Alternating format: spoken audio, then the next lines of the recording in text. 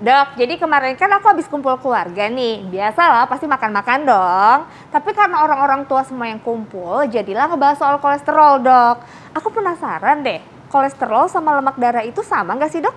Jadi gini Tan, lemak darah itu ada 3 ya, kolesterol, trigliserida, dan lipoprotein. Tapi umumnya masyarakat menganggap lemak yang berbahaya di tubuh itu namanya kolesterol. Oh gitu. Terus katanya nih, Dok, kalau kolesterol tinggi itu nggak ada gejala khusus ya?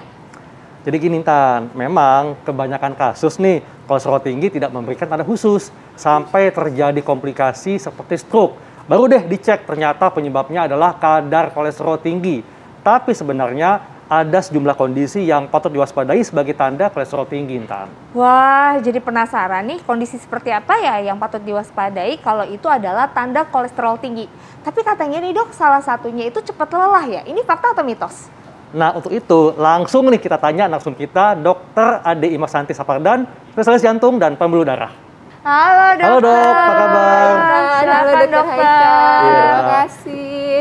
Gimana nih, lagi ngomongin apa nih? Nah Dok, ini perlu Dok diinformasikan pada masyarakat tentang tanda kolesterol tinggi.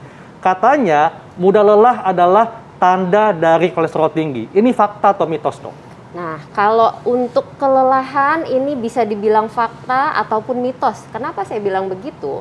Karena ya nggak semua kelelahan itu tanda dari kolesterol tinggi. Nah, perlu kita tahu kolesterol tinggi itu dapat menyebabkan yang namanya plak. Plak itu adalah sumbatan ya, atau penebalan pada dinding pembuluh darah yang diakibatkan oleh kolesterol yang mengendap ke dalam dinding pembuluh darah.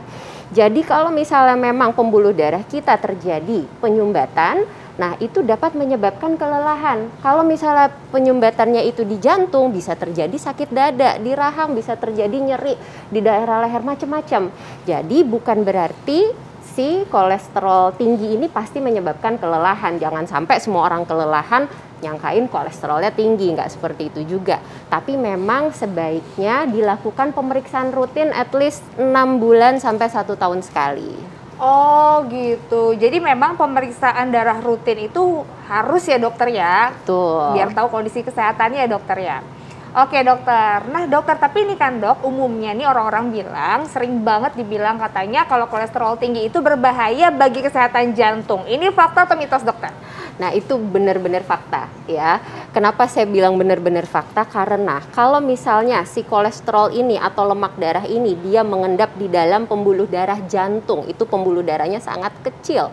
Nah, jadi nanti akan terjadi penyempitan pada pembuluh darah jantung. Kalau misalnya penyempitannya itu besar atau mencapai 100% atau dia tersumbat total, itu akan terjadi kondisi yang namanya serangan jantung. Karena tidak terdapat suplai darah ke dalam otot jantung, sehingga pasien akan merasakan nyeri dada yang hebat. Dan kalau misalnya kondisinya berat, bahkan sampai menyebabkan kematian. Wow. Tuh kan, makanya penting sebenarnya untuk mengatur pola hidup sehat seperti tidur cukup, rutin olahraga, kurangi stres, dan konsumsi makanan yang sehat. Tapi nih, Dok, ya, makanan apa aja sih yang termasuk dalam makanan sehat? Nah, kalau misalnya itu tentu saja banyak ya macamnya, tapi yang pasti nomor 1 itu adalah kita mengkonsumsi makanan yang rendah lemak ya, rendah lemak jenuh. Ada juga lemak yang baik soalnya untuk tubuh. Nah, itu harus dibedakan. Lalu juga mengandung banyak serat. Nah, dan lainnya selain makanan, itu kita perlu perhatikan juga pola hidup sehat. Seperti tadi disebutkan Dokter Haikal ya, ada olahraga rutin ya, tidak sekali-sekali, 3-5 kali seminggu. Cukup tidur, hindari stres, hindari merokok, dan hindari alkohol. Nah, itu sangat perlu diterapkan dalam kehidupan sehari-hari. Juga untuk menambah daya tahan tubuh, kita perlu mempunyai asupan yang cukup untuk omega 3, 6, dan 9. Nah, itu kalau tidak dapatkan dari makan makanan sehari-hari, kita bisa dapatkan tambahan dari suplemen. Kenapa? Karena kita membutuhkannya untuk membentuk sel dan mengendalikan peradangan. Oke, jadi intinya semua omega 3, 6, dan 9 bertujuan untuk menjaga kesehatan jantung dan tubuh secara keseluruhan. Oke, berarti memang penting banget nih ya omega 3, 6, dan juga 9 ini. Nah, Dokter, nih katanya semua itu bisa didapatkan dari ikan, Dok. Ini fakta atau mitos? Oke, ini fakta ya. Nah, jadi gini, tapi meskipun di dalam ikan itu kaya akan kandungan ketiga omega ya, tapi sumbernya itu berbeda-beda. Omega 3 itu banyak kita dapatkan dari ikan salmon ya. Kalau omega 6 itu dari kacang-kacangan. Omega 9 kita dapatkan dari makanan nabati seperti biji bunga matahari, minyak zaitun atau olive oil, almond hingga kemiri ya. Dan ini pada American Heart of Association memang sudah merekomendasikan kepada orang yang memiliki resiko penyakit kardiovaskular yang tinggi untuk mengkonsumsi kandungan omega 3, 6, 9. Di mana selain kita dapatkan dari makanan sehari-hari, kita pun bisa mendapatkannya dari suplemen. Wah, berarti kalau komplit gitu sih emang bener-bener harus dikonsumsi ya dok sehari-hari supaya kolesterol kita tetap terjaga. Terima kasih banyak dokter informasinya. Terima kasih kembali, semoga bermanfaat. Terima kasih. Nah, untuk memenuhi kebutuhan omega 3, 6, dan 9, kayak yang dokter Ade tadi bilang, aku punya suplemen yang udah mengandung semuanya. Jadinya praktis deh. Aku konsumsi Omepros. Omepros bermanfaat untuk menurunkan lemak darah dan menjaga lemak darah tetap stabil.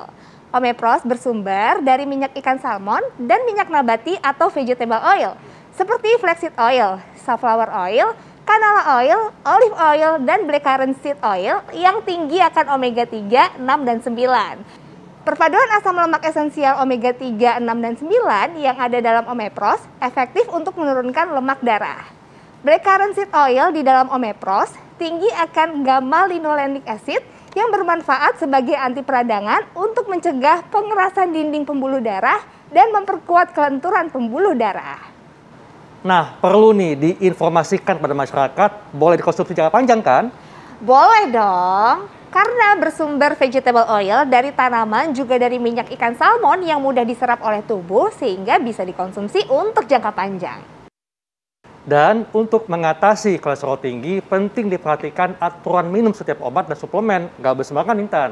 Benar banget dokter. Untuk menurunkan lemak darah adalah 3 kali sehari. 1 soft kapsul pagi hari, 1 soft kapsul siang hari, 1 soft kapsul malam hari setelah makan. Dan untuk pemeliharaan cukup 1 kali sehari 1 soft kapsul saja. Lalu bisa didapat di mana? Omepros bisa dibeli di apotik, di toko obat, toko online seperti Shopee dan juga Tokopedia.